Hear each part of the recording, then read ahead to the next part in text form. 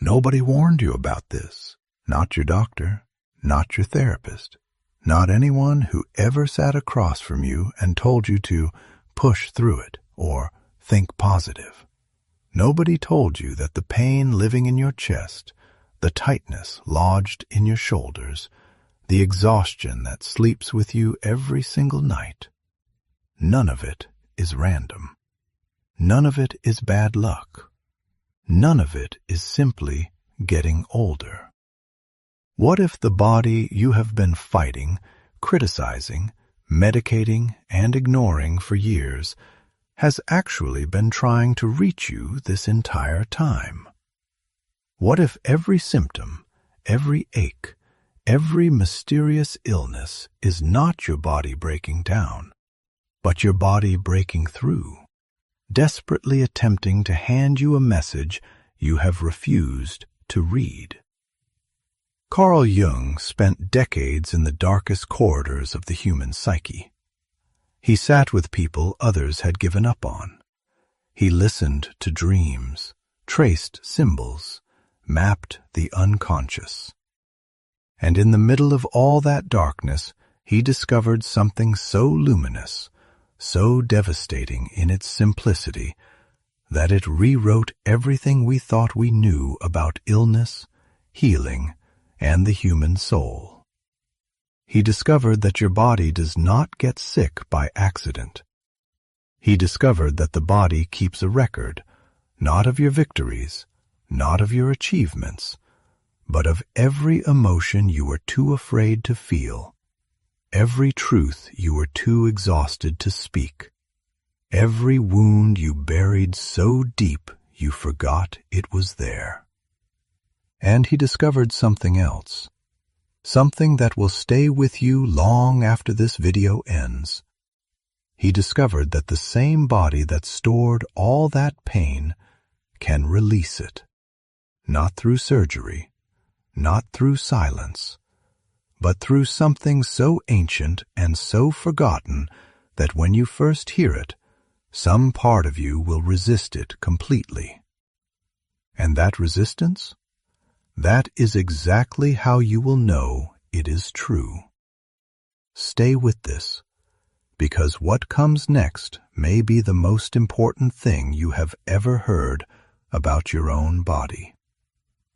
Carl Jung, while exploring the profound depths of human nature, experienced a revelation that would permanently alter millions of lives.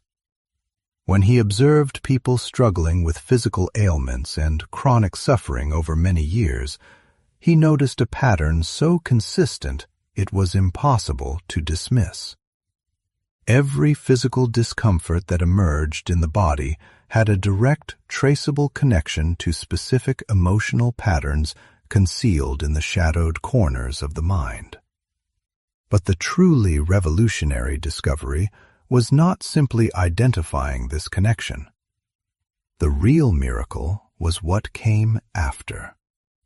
While lost in contemplation about the human capacity for self-restoration, Jung experienced an awakening that shook him to his foundation. If suppressed darkness and destructive emotions could generate illness within the body, then compassionate and loving words directed precisely toward each organ could reverse that damage. It sounded almost too elementary to be true, nearly impossible in its gentleness. Yet Carl Jung decided to put this extraordinary potential of the human soul to the test. He began speaking directly to his own body. When relentless anxiety consumed him, he spoke to his stomach. When fear compressed his heart, he had an honest conversation with it. He addressed every single cell within himself as though it were a conscious being that had been patiently waiting to feel seen and genuinely loved. And what unfolded next was nothing short of breathtaking. His body began responding to this voice. In that moment, Jung recognized humanity's most catastrophic mistake. Your body is a living, wise presence that listens with absolute attention to every thought you generate, every emotion you experience, and it has been waiting with infinite patience for you to speak to it with love. If what you just heard landed somewhere deep inside you, drop 777 in the comments right now. Then tell us, which part of your body have you been ignoring the longest? The approach Carl Jung developed carried a force as shattering as its simplicity. He called it conscious dialogue with the body. This method required a direct and honest confrontation with the precise part of the body that needed restoration. This was not meditation. This was not visualization. This was a real, voiced, authentic conversation with your own flesh, saturated with unconditional love. According to Jung's teaching, you needed to place your hand directly over the area that ached or suffered and approach it with the same tenderness you would offer a terrified child lost in the dark. With boundless understanding and absolute forgiveness, you could say to it, "I see you. I completely love and accept you. I sincerely apologize for judging you so mercilessly all this time. I am fully here now to bring you healing." According to Jung, every single organ in your body had been carrying the emotional weight of feelings you spent years running from, sweeping beneath the surface of your awareness. Your liver was bearing the rage you swallowed whole, the fury that never found a safe passage out. Your lungs were sheltering the profound grief you concealed from everyone, the heaviness you refused to let anyone witness. Your muscles were clenching around the fears you could not confess even to yourself. And your body was simply waiting for you to finally hear those buried feelings and to release the crushing weight it had been carrying on your behalf. The most vital truth Jung uncovered was this: your body forgives you instantly. The very moment you speak to it with love and tenderness, every cell initiates the process of renewal. Love heals immediately. Because love is the most natural frequency of life itself. Yet Jung always emphasized that this dialogue needed to be deeply personal and uniquely specific. Reciting memorized phrases like a mechanical ritual would accomplish nothing. You had to courageously name the precise emotion that had generated the symptom. For instance, if you suffered from chronic back pain, Jung would guide you to ask your back this exact question: what emotional burden have you been carrying on my behalf all this time? Once you drew that emotion out of the darkness and gave it a name, you needed to deliver a direct message of liberation to that part of your body. You might whisper to your back, "My dear back, for years you carried my terror of being completely alone in this world and receiving no support. I now release you from this heavy responsibility. I am reclaiming the strength to stand on my own feet. I thank you from the depths of my soul for protecting me until today." Jung was absolutely insistent that this conversation had to involve physical contact, your hand resting on that precise location. That moment of compassionate touch sent a profound signal of safety directly into the nervous system.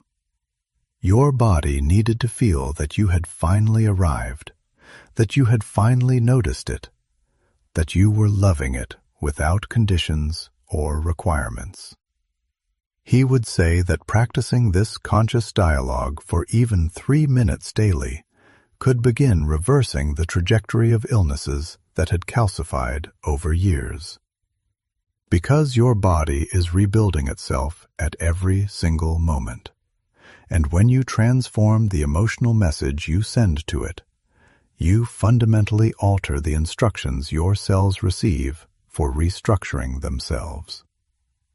There is something Carl Jung said that modern psychology has never quite known what to do with. He said that the greatest burden a child must bear is the unlived life of the parent. He meant that the emotional experiences your parents could not process, could not name, could not safely feel, those did not simply disappear. They were passed forward. They took up residence in the nervous system of the child. They became the anxiety that wakes you at 3 a.m. with no identifiable cause. They became the tightness in your jaw.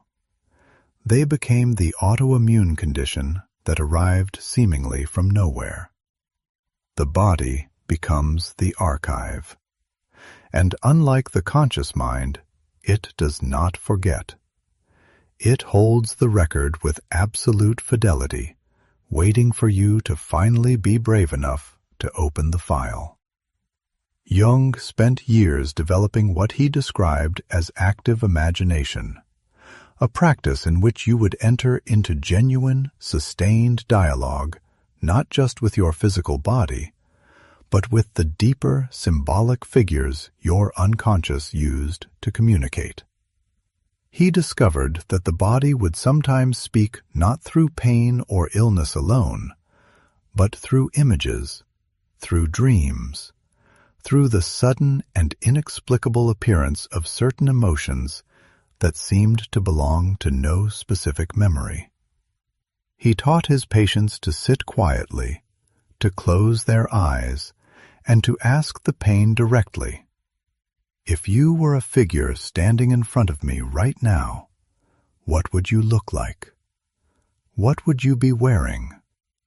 What would the expression on your face tell me?"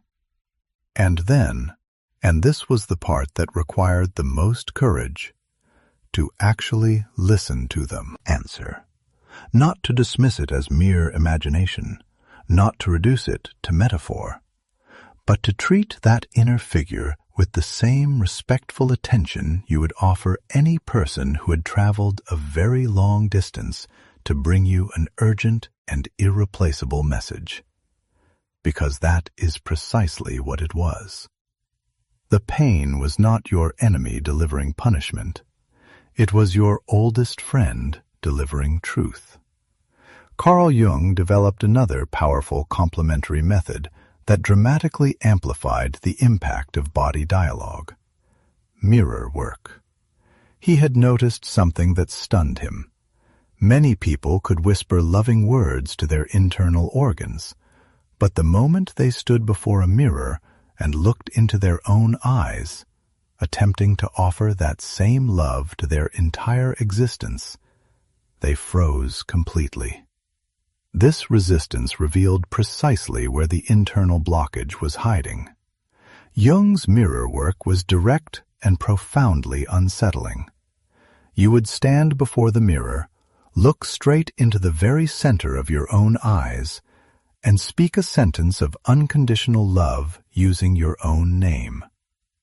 "I completely love and accept you exactly as you are, with every right and every wrong, every wound and every gift."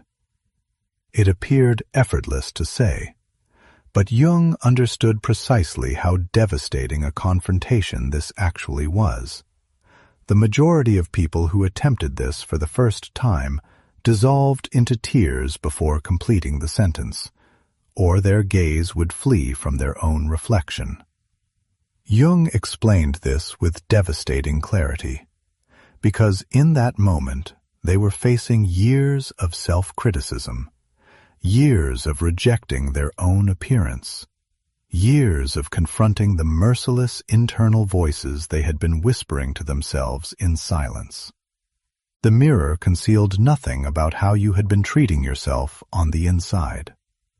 Jung would combine mirror work with body dialogue into a single, unified practice.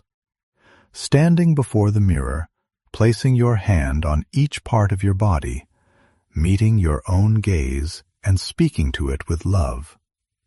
Touching your stomach and saying, "I love you exactly as you are.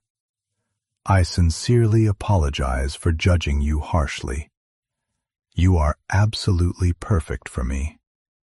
Jung would say that the body functions like a masterfully designed communication network.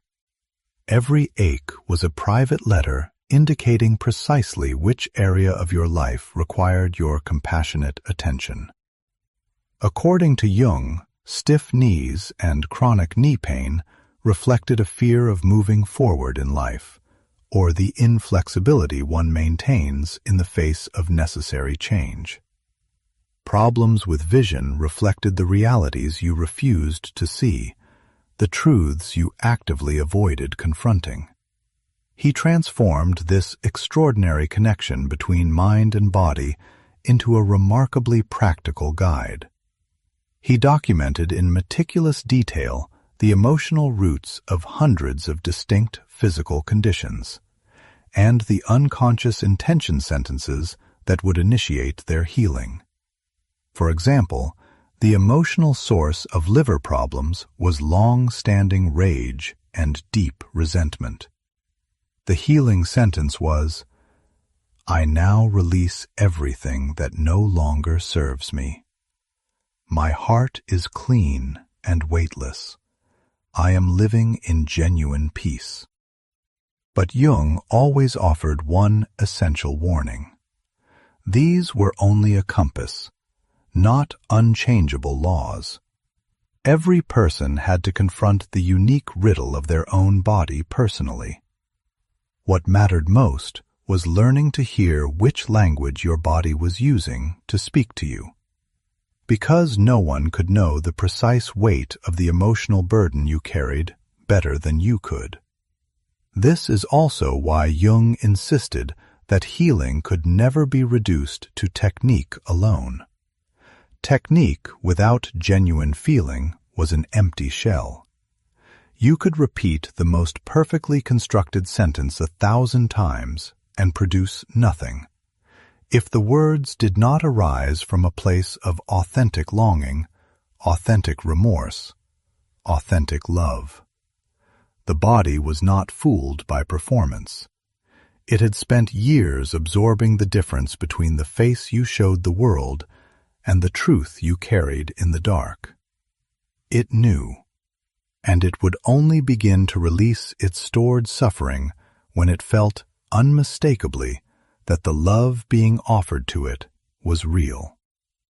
Drop 528 in the comments if you just felt something shift inside you reading this.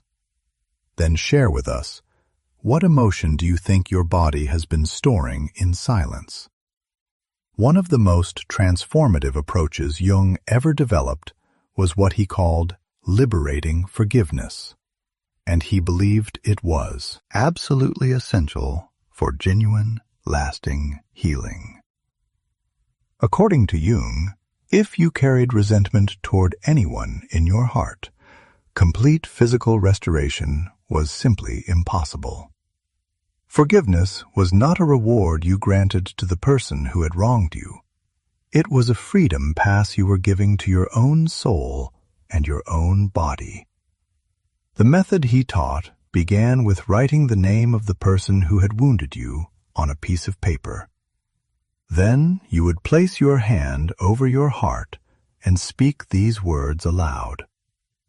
"I completely forgive you, and I set you free. You are free, and I am free. The dark bond between us is now severed. Between us there is only peace." Jung would say that even if that person was no longer living, even if you would never encounter them again in this lifetime, this confrontation absolutely had to be performed. Forgiveness was the untangling of an energetic knot. Physical presence was never required. What mattered was that you finally set down the emotional weight your body had been hauling on your behalf, sometimes for decades. Jung always said that healing was never a single-day miracle. It was a process that unfolded layer by layer. He compared this process to peeling an onion. Beneath every layer you forgave, an older, deeper wound would surface, one that had been quietly waiting for its own moment of attention. But every layer you cleared gave your body more room to breathe and restored more of your vital life energy. Jung himself admitted that he continuously practiced these forgiveness rituals throughout his own life, not because he was fragile or unhealed, but because life placed fresh opportunities before us every single day. New moments requiring us to consciously choose between love and resentment. Even a small disagreement was an opportunity, right there in that instant, to choose forgiveness. He called this preventive forgiveness. Every evening before he laid his head on the pillow, he would review all the small irritations and disappointments he had accumulated throughout the day. And before sleeping, he would forgive every single one of them and clear his mind entirely. According to Jung, this nightly clearing prevented those small frustrations from accumulating and transforming into physical illness years later. Emotionally sweeping your house every evening was like waking up each morning with an immaculate soul. Your body, already laboring beneath old burdens, would feel profound gratitude when no new weight was added each day. If this idea of nightly forgiveness feels like something you need, leave 11 in the comments. Then tell us, who is the first person that came to your mind just now? Jung dedicated the deepest and most powerful portion of his work to inner child healing. The inner child was the part of you still carrying, still bleeding from, every emotional wound that was torn open during your childhood. Jung's approach to this confrontation was one that made the heart ache with recognition. He would ask you to find a photograph of yourself as a child, ideally between the ages of 3 and 7. You would hold that photograph between your hands. Look into the uncertain, searching eyes of that small child and become the loving, protective adult that child had desperately needed, but never fully received. You would speak to them directly. Jung would tell you to say to that small child, "I am so deeply sorry that no one was able to protect you the way you deserved. I am sorry they did not shield you from those experiences. I am sorry you were forced to carry burdens far too large for such small shoulders, and that you had to be strong when you were still so impossibly young. I am sorry they made you feel insufficient and unworthy. But look, I am here now. I have grown up, and I am standing right beside you. I will never leave you alone again. I love you without conditions, and no matter what happens, I will stand behind you like a mountain that cannot be moved." According to Jung, this conversation was especially necessary in moments when you found yourself responding to present-day situations with reactions that seemed disproportionate. Rage that flared too large, fear that consumed too much. Because those outsized emotional storms were not coming from your adult self. They were the screams of your inner child, the part of you that remembered an old wound and recognized its echo in the present moment. wrapping that child in genuine compassion would immediately calm the alarm-sounding nervous system your body had been locked in for years.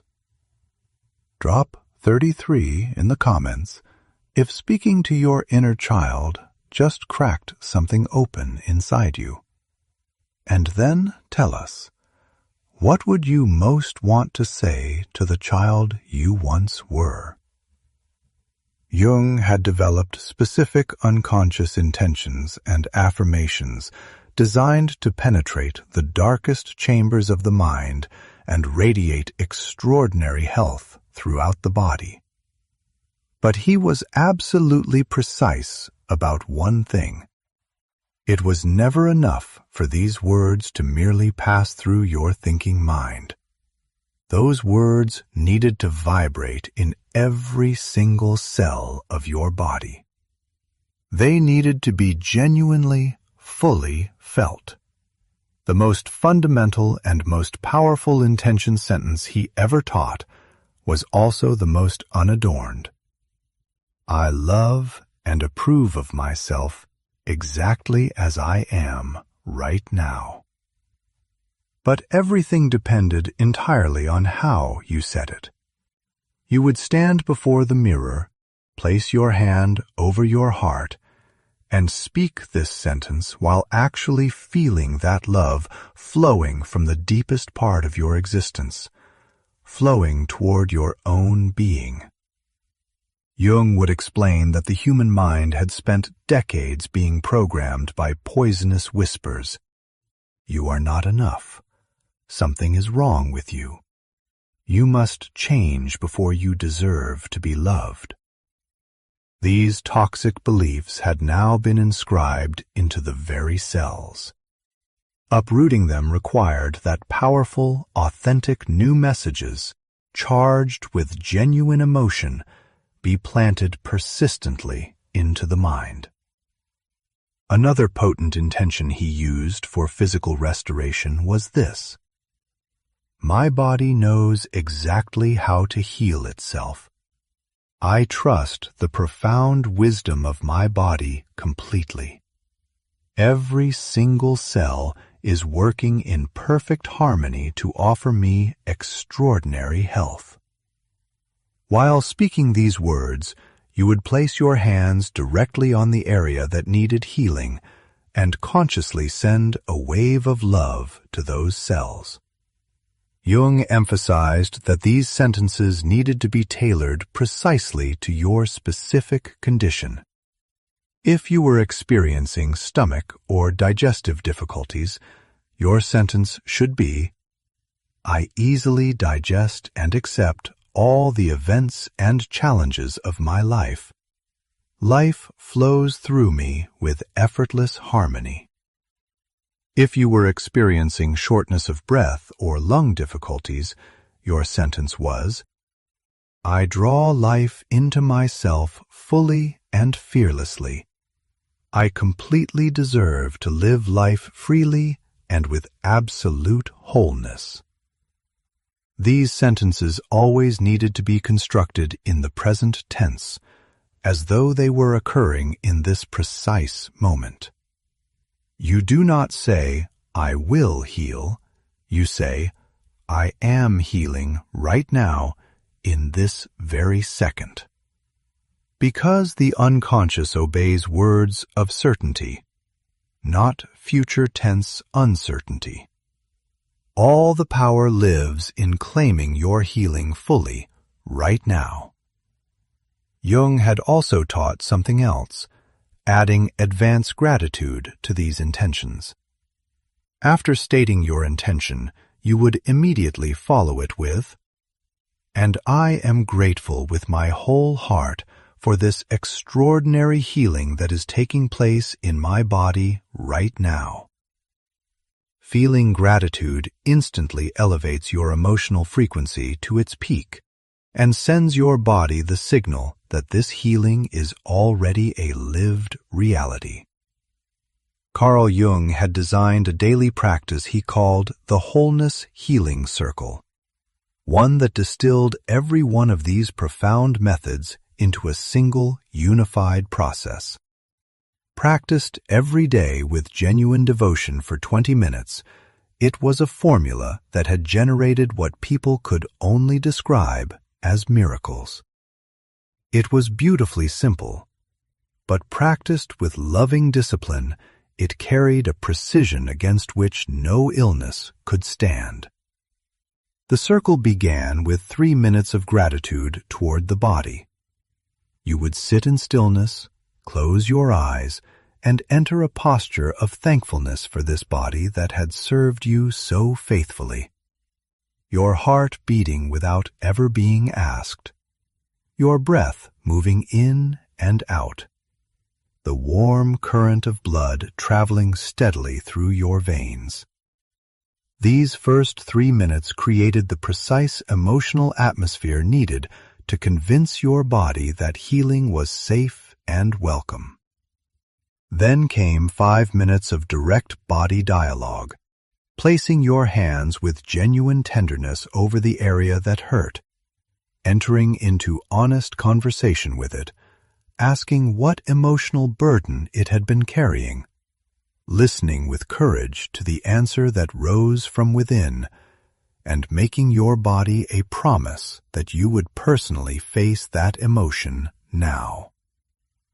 The next 5 minutes were devoted to standing before the mirror and speaking your intention sentences, looking into the very depths of your own eyes, never allowing your gaze to escape, speaking those intentions to your own face with absolute conviction.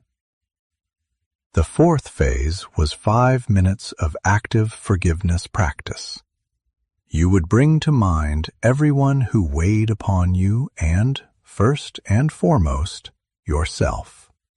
For each one, you would place your hand over your heart and speak aloud, "I completely forgive you and set you free. I am now removing this weight from my body." Even if the genuine feeling of forgiveness had